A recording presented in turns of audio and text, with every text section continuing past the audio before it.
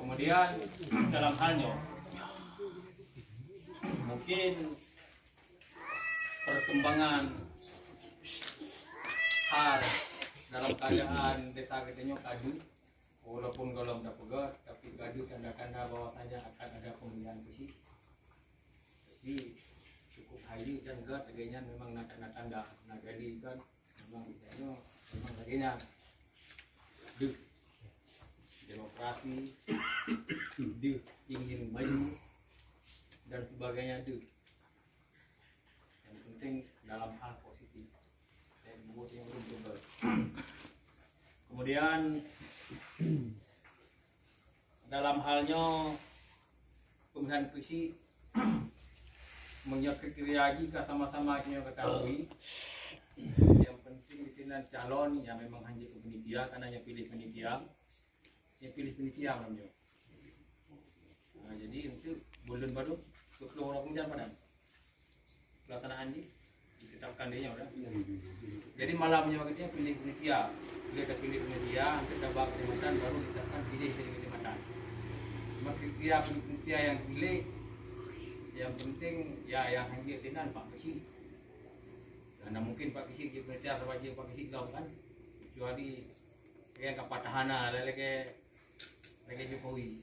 Kemudian calon yang hanya panitia. Kemudian pendukung fisik. Pendukung fisik pisinan yang terlibat fisik, yang punya prinsip tim sukses punya. Yang hanya panitia.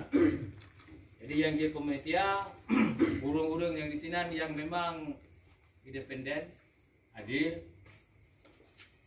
Kemudian dia sehat, mulai yang paling rendah karena kita catat-catat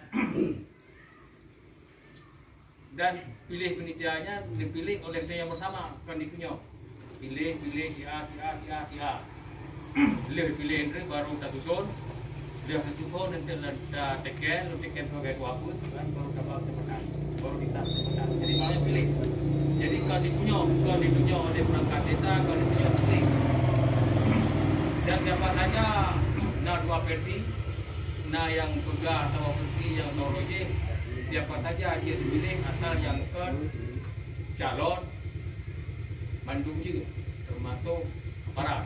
Nah sabab itu aparat yang itu burung yang kena keluar aparat daripada inti ini kan punya kaji bahwa yang pertama cuma dua aja dipakai.